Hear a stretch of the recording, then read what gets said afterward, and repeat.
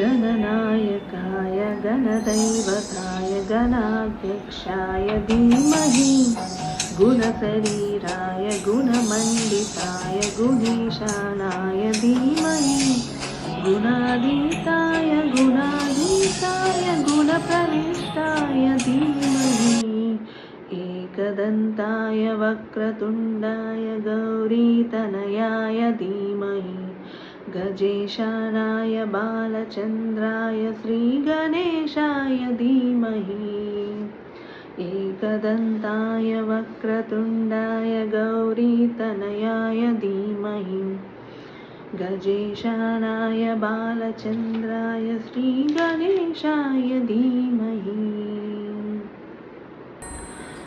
गानचतुराय गानप्राणाय गानान्तरात्मने गानौचुकाय गानमत्ताय गानौचुकमनसे गुरुपूजिताय गुरुदैवताय गुरुकुलत्वायिने गुरुविक्रमाय गुह्यप्रवराय गुरवे गुणगुरवे गुरुदैत्यकलक्षेत्रे गुरुधर्मसदाराध्याय गुरुपुत्रपवित्रात्रे गुरुपाखण्डकण्डकाय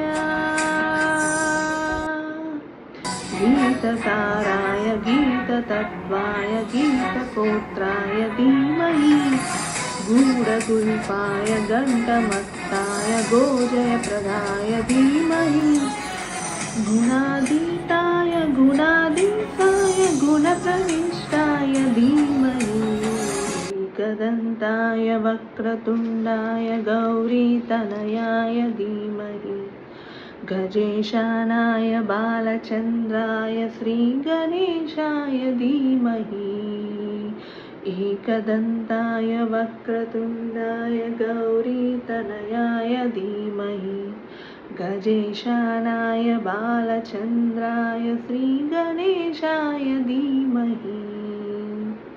Thank you friends. Like, share and subscribe.